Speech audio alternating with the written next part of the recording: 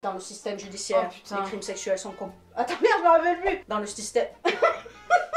Dans le système judiciaire, les crimes sexuels sont compulsés. Attends, mais c'est quoi déjà? Salut à tous et bienvenue sur... Horrormad. Horrormad. Ouh, c'est bien. Donc pour cette nouvelle vidéo, on va parler de quoi, Ellie? Elle sait pas, elle sait jamais au courant. Elle arrive, elle débarque, salut, j'ai vu de la lumière, je suis voilà, rentrée. oui, c'est ça, c'est un peu ça. Donc du coup, on va parler des nouvelles rentrées qu'on a fait dans la collection DVD Blu-ray Horreur. C'est clair, net et Précis. Et précis, toujours chez Horrormad.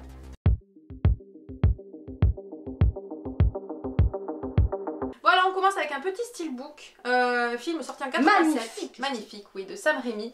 C'est Evil Dead 2, voilà. Donc c'est surtout pour le steelbook. Hein, Ouais. regarde. Après plus déjanté que le... La possession. Ouais, il est plus premier. déjanté que le premier, c'est clairement une Bon, après on est comédie sur, horrifique. voilà, comme tout le monde sait, ouais, c'est une comédie horrifique. Mais bon, on va pas s'étaler dessus parce que tout le monde connaît Evil Dead. Hein. Pour ceux qui connaissent pas, eh ben, allez vous renseigner un petit peu. Evil Dead.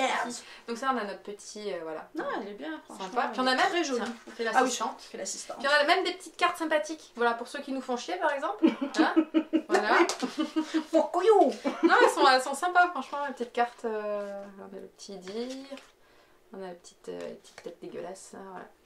Le petit H. Celle-ci, c'est quand même ma préférée. Voilà. Fuck you. Oh, coyou. Donc voilà, petite pépite. Pépite. Ouais, et il est même possédé le Blu-ray, comme on a vu. Ah oui. Ouh. Tu le fais bien. Voilà, Evil Dead 2. Bien. Je me re-regardais des films en japonais, je suis en train de me dire. Oui, parce que j'ai tout qui me revient. Là, c'est bien. Je comprends quasi tout ce qu'ils disent dans les Je animés. suis contente pour toi. Voilà. On peut continuer? Oui. Merci. Pardon, c'était une interview, j'avais pas vu que ça avait fini. Merci, c'est pas grave, c'est pas grave. Voilà. Je vais regarder Mononoke. Non, allez, c'est bon, on y va. Regardez. Ils viennent pour toi, Barbara. Barbara. Ils viennent pour toi. Ça va, tu le fais. Je le fais bien. Acteur studio. Acteur ouais, studio. ouais. Donc avec cette phrase, normalement, vous avez deviné de quel film on va parler. Un film culte, sorti en 68, réalisé par le grand Romero. Et ce n'est autre que... La nuit des morts vivants. Ah, je croyais que c'était à moi de le dire. Ah non, c'est... Ah. je présente. D'accord. Je présente du début à la fin, madame. Oui. Voilà, donc c'était La nuit des morts vivants. Donc c'est grâce à ce grand monsieur, voilà, qu'on connaît les zombies tels qu'ils sont aujourd'hui. Après, moi j'ai quand même préféré la version de Tom Savini, voilà, qui était sortie en 90. Alors peut-être parce que la couleur amène un plus au film, et on va dire que le côté de la femme forte mis au niveau, au même niveau en fait que le protagoniste masculin, qui était joué par Tony Todd, Mr. Candyman. Candyman. Non, faut pas le dire 3 ça. fois. 5 fois. C'est 5 fois. C'est 5 fois. Devant la glace. Candyman. Maintenant, on a genre l'écran là. Donc pour moi, il était un petit peu au-dessus quand même, celui de Tom Savini. Donc voilà, c'était juste une parenthèse, voilà, pour comparer les deux films. Moi, comme j'ai dit, voilà, c'est celui de Savini que je préfère. Celui de 68 de Romero reste culte. Ça, Mais on l'enlèvera personne. Donc voilà, donc là c'est pareil que Evil Dead. On voulait juste vous présenter le petit steelbook que je trouve plutôt pas mal. joli, ouais. Avec Barbara. Elle est là, Barbara. pour toi, Barbara. On l'a fait 3 fois là, donc ça suffit. Mais j'aime bien. Son frère qui dit ça dans le cimetière. Ils viennent pour toi, Barbara. Non, après voilà, le steelbook est plutôt sympa, très joli. Après voilà, on retrouve des photos du film à l'intérieur, je vais pas tout sortir. Mais moi c'était surtout voilà, Ouais, non, il est joli. l'avant, la cover là, que j'aime beaucoup. Voilà. Donc c'était tout. C'était, j'allais dire Retour vers le futur. C'était La nuit des morts. La nuit des morts vivants. Bon alors on enchaîne avec un film que j'adore, de Jordan Peele, qui est sorti en 2017, c'est Get Out. Je l'ai vu au moins 3-4 fois là dans les dernières semaines. S'ensuit 2 autres films très bons, qui sont excellents, c'est Nope et Us, voilà, qui sont aussi très très bons. Et Petite préférence pour Us. moi j'ai bien aimé Nope aussi, Oui, mais Get Out, un peu plus spécial. Get Out il est vraiment bien. Et en fait ce qu'on peut dire c'est que finalement Jordan Peele il a fait ces 3 films là, 3 réussites. Voilà, c'est ça. Voilà. C'est tout bien résumé. Bravo Ellie. Merci. Tout bien résumé. Ouais, donc du coup Get Out il est devenu tout simplement, finalement c'est un classique de l'horreur moderne. Et en fait Jordan Peele c'est juste un génie de l'horreur quoi. Donc finalement je pense que sa collaboration avec Hideo Kojima pour le prochain jeu d'horreur, Audi Project, ça va être énorme. Une dinguerie quoi. Une dinguerie comme disent les gents. Jones. Les gents. Ah et puis j'ai oublié, on retrouve Miss Pistache. Alison Williams, oui, qu'on retrouve dans The Perfection et Megan. Megan. Voilà. Et. Voilà. Moi j'aime beaucoup cette actrice, dans Get Out elle est très forte. Franchement, une belle sadique là, quand elle fait son Pistache. Dirty Dancing, puis je vais pas spoiler. À voir si vous l'avez pas vu. Moi j'ai adoré. Belle pistache. Pistache. Pistache veut des graines. Belle pistache.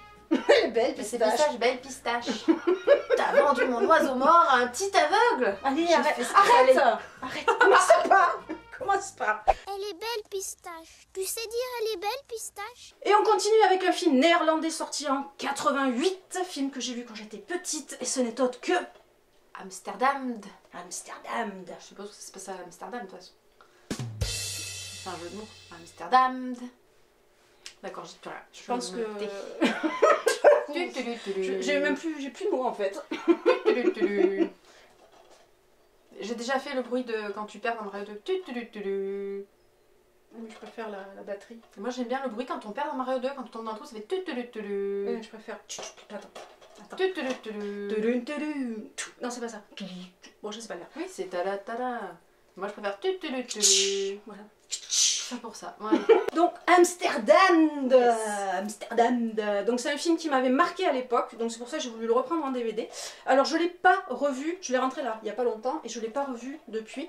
Donc je vais voir. J'ai pas vu. Ouais. Ah mais tu l'as vu aussi? Oui, je l'ai vu. Ah, Mon père l'avait en VHS. Mais oh, pareil, je l'avais vu en VHS. Ouais. Les trucs que mon père enregistrait à la télé. C'est ça. C'était le télécassette. Et oui, Avec pareil, les jaquettes. Avec les jaquettes. Bon, alors, pour résumer, je suis vieille. Donc voilà, donc je vais le redécouvrir et voir si je vais être... comment dire? S'il a mal vieilli, déjà. Oui, voir s'il a mal vieilli ou pas, ou si je vais l'adorer comme je l'avais adoré à l'époque. Donc voilà, donc c'était Amsterdam. Ah, Amsterdam, il n'y a pas de H. Eh ben oui, j'ai dit Amsterdam. Amsterdamed, quoi. Amsterdamed. L'air d'amour où je fais un malheur. Et on continue avec un film sorti en 2011, réalisé par Stephen R. Monroe, et ce n'est autre que... I spit on your grave.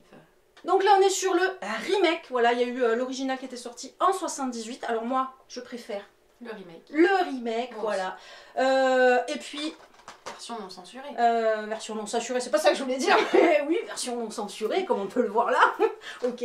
Non, et puis l'actrice principale, voilà, l'exceptionnelle Sarah Butler, qui, je pense, qui a donné de sa personne pour faire ce film. Voilà, c'est tout ce que j'avais à dire. Ce remake, alors pour moi, est vraiment plus brutal que l'original, alors du début jusqu'à la fin, que ce soit pour les scènes de viol, les scènes de vengeance, plutôt bien trouvées aussi, et on y retrouvera aussi quelques scènes de gore. Donc ce film pour moi est juste un petit bijou. Donc je pense quand même que je dois avoir des petits problèmes psychologiques, ma chère Ellie. Ne confirme pas s'il te plaît. Psycho. She's psycho. Psycho. You're a psycho. Parce que voilà, il y a du viol, wouhou, youpi, je m'extasie devant, il y a de la torture, wouhou, c'est super. Ouais, c'est génial. Voilà. Voilà. I spit on your grave. Bon alors, viens avec moi. Mais la vidéo? Non, non, mais je vais te présenter avec des messieurs en blouse blanche parce que... voilà. Oui, mais la vidéo? Non, oui, ça va aller, ça va bien se passer. Avec ou sans patate, hein? Et on continue avec le film Rogue River. Oui, on est bilingue. Bon, ben Rogue River, voilà, ça va vous rappeler quelque chose au niveau de la jaquette. C'est la même en dézoomé. Voilà, ils ont dézoomé. Ils ont copié. Voilà, sans complexe, hein, ils ont bien copié. Mais la seule chose qu'ils ont copié, c'est ça, parce que le film, il est nul à chier. C'est une merde. Donc on va faire frisbee poubelle. Et next. T'as assommé le chien. C'est pas grave, un champ en moins. Il y en a 4 alors, un en moins. Wouhou. On enchaîne avec un film sorti en 2016 par le réalisateur Fede Alvarez, qui nous avait offert en 2013 l'excellent remake de Evil Dead, Oui. et qui va nous offrir le Alien Romulus. Ah, le Sorti en prochain Alien, 2024, ouais, ouais. effectivement. Et c'est Don't Breathe. Ouh. Alors pour son second long métrage, il nous offre un excellent film d'horreur où la victime finalement n'est pas forcément celle que l'on croit. Moi j'ai adoré Don't Breathe, il est vraiment excellent. Et d'ailleurs Fede Alvarez, il reprend son actrice principale de son film Evil Dead, Miss Jane Levy. Donc au final on a un très bon film avec une ambiance stressante, oppressante, malsaine. Mais en plus ça va crescendo pendant tout le film. Ouais. Mais c'est vraiment un film à voir. Ouais, très bon. Et j'ai préféré le 1 au 2 finalement. Mais moi aussi. Ouais. Le premier au deuxième. Ouais. Mm. Voilà. Et on... Je roule mes cheveux. Regarde. C'était parti. Voilà, t'es mieux là? Oui. Et là, t'es mieux? Oui. Là? Oui. Vous êtes magnifique. Insupportable. Et on continue avec un film italien, ma chère Ellie. Back de... sorti en 75, film qui a fait scandale justement quand il est sorti, et ce n'est autre que Salaud ou les 120 journées, j'ai bugué, les 120 journées de Sodome. Donc à savoir qu'il a été censuré, même interdit dans certains pays. Qu'est-ce que tu fais avec la peluche? Faut que je repousse. Bon, tu laisses ma peluche, elle est à moi. Elle est à moi.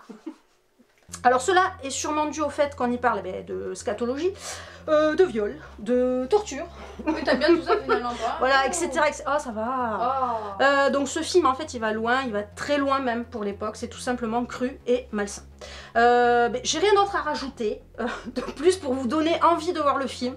Ce film qui met clairement en lumière la perversité de bourgeois qui se serviront de jeunes hommes et jeunes femmes comme simple objet sexuel avec des sévices qui monteront en puissance. Voilà, c'est tout ce que j'avais à dire à ce sujet.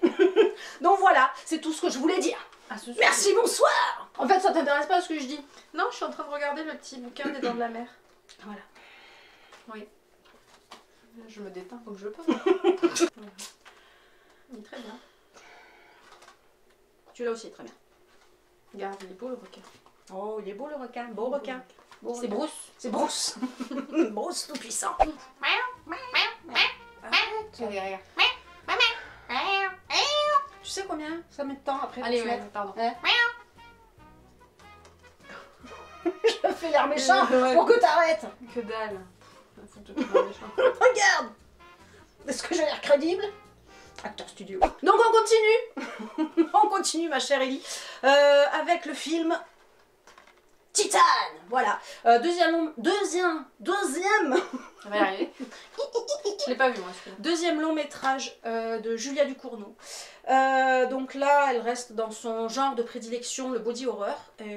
Mais voilà, j'ai été un petit peu déçue et j'ai préféré quand même son premier film qui s'appelait Grave. Ah oui. Grave. Non, c'est en anglais, ils l'ont appelé Raw. R-A-W. R-A-W. Ouais, c'est cru en fait. Oui, mais tu le dis comment? Raw. Raw. Voilà, je suis bilingue. Alors Titane est un film que j'attendais avec impatience, mais au final je reste, comme je l'ai dit, légèrement déçue. Alors certes, le film il reste original, plutôt dérangeant et malsain. Esthétiquement, il est plutôt très bien, mais je n'ai pas, en fait, j'ai pas réussi à rentrer dans l'univers qu'elle a voulu nous apporter dans le film Titane. Donc voilà. On est loin de ce qu'elle nous avait offert avec le film Grave. Elle a quand même, pour ceux qui ne savent pas, elle a remporté la Palme d'Or en 2021 pour ce film. Perso, je trouve que ça ne méritait pas la Palme d'Or. Après voilà, comme je le dis à chaque fois, il me faudra un deuxième visionnage. Après, comme je le dis à chaque fois, il me faudra un deuxième visionnage. Après, comme je le dis à chaque fois, il me faudra un deuxième visionnage pour sûrement apprécier le film Titane. Donc voilà. Bon, on enchaîne avec un petit film sorti en 2019 qui est tiré finalement d'un bouquin qui était pour enfants. Oui. Scary Stories to Tell in the Dark. Donc en fait, c'est des histoires effrayantes à dire dans le noir. Dalvin Schwartz, c'est ça. Et c'est Scary Stories, effectivement. Donc là, finalement, on est en mode teen movie horrifique avec un groupe de jeunes ados. Encore et toujours, hein, ça c'est un truc qui marche. Qui découvre un bouquin, qui écrit des histoires tout seul, qui sont terrifiantes, des histoires vraiment bien dégueulasses. Et en fait, si on était dans un jeu vidéo, je dirais que il regroupe en fait un bestiaire plutôt sympa au fur et à mesure qu'on avance dans l'histoire. Et moi, mon préféré, c'est Harold l'épouvantail. Non mais Harold, c'est une tuerie. C'est un espèce de gros sac d'épouvantail qui ça pousse de partout. Je viens de me taper C'est dégueulasse. Je le fais exprès. Boum. Un en moins. Un en moins le chat. On les voit Mais pas. franchement, ouais, Harold, on s'en fout de Oui, bon, ça va. On parle d'Harold. Harold, que c'est noir. taille.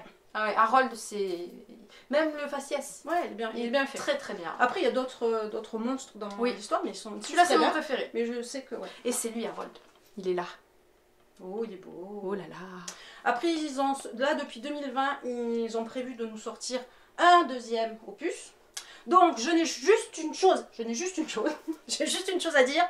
Il va falloir se sortir le doigt, parce qu'on est quand même bientôt en 2024. Voilà.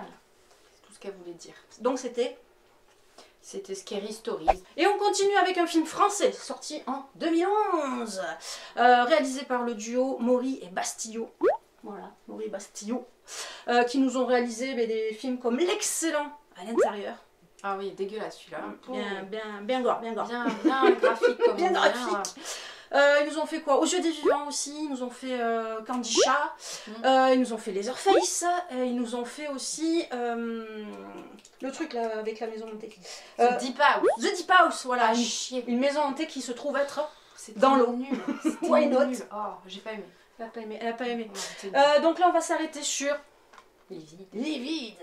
Alors les deux réals pour leur deuxième film ont plus joué sur l'atmosphère lugubre que le gore qu'on a pu retrouver en fait dans leur premier film à l'intérieur.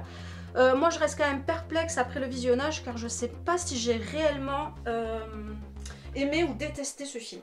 Donc voilà, donc je pense qu'il me faudra quand même comme comme je sais plus quel film là j'ai dit tout à l'heure. Un deuxième visionnage. Ça a du mal avec ce mot-là. Oui. Visionnage. Voilà, je sais pas pas. vu, Après, ça vous pouvez me- dire dans les commentaires si vous l'avez vu, si vous avez aimé, si vous avez pas aimé, si vous êtes dans la même optique que moi, ou vous savez pas. Moi ça me tente. Vous êtes perdus. Moi, ça me Donc voilà, donc c'était. tente. Vide. Et on continue avec un film sorti en 2017 réalisé par les mêmes réalisateurs que Livide. Cocorico, madame. Ce n'est autre que Leatherface. Alors oui, ça a été réalisé par le duo français, mais en fait la fierté va être de courte durée car on est sur une préquelle, on va dire totalement ratée. Voilà, je me suis... dit. Oui, voilà, c'est raté, c'est c'est raté. Quand c'est raté, hein. Je me suis en fait tellement ennuyée pendant le film.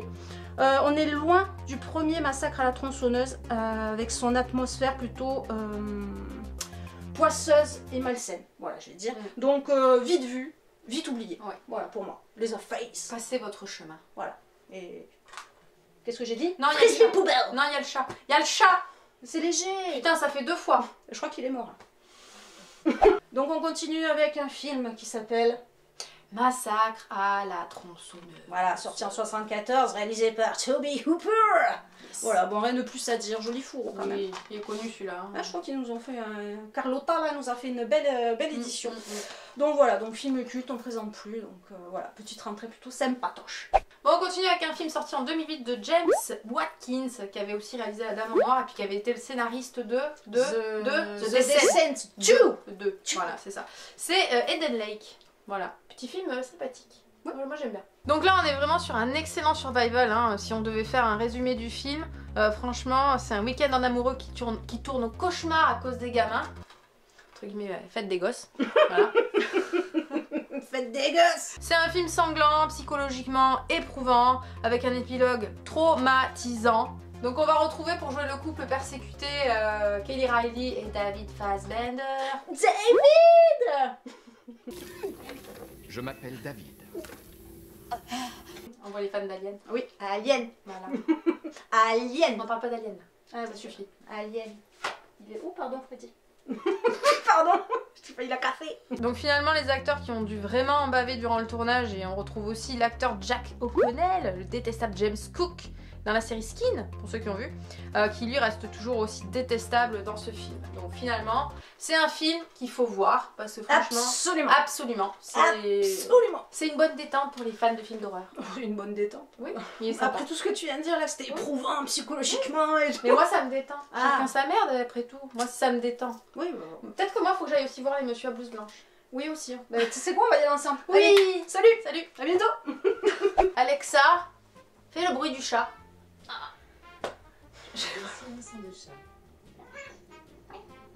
Alexa, stop. À bientôt, ouais, c'est ça, casse-toi. Et on continue avec un film sorti en 2009, réalisé par les frères Pastor, Alex et David. David. C'est bien. Et ce n'est autre que... Infecté. Bien, c'est bien. Alors ce film reste un des mal aimés, voilà, des films de genre. Et moi je trouve que c'est bien dommage car je l'aime beaucoup ce film. Avec en tête d'affiche Piper Perabo et Chris Pine. Ou Crispin.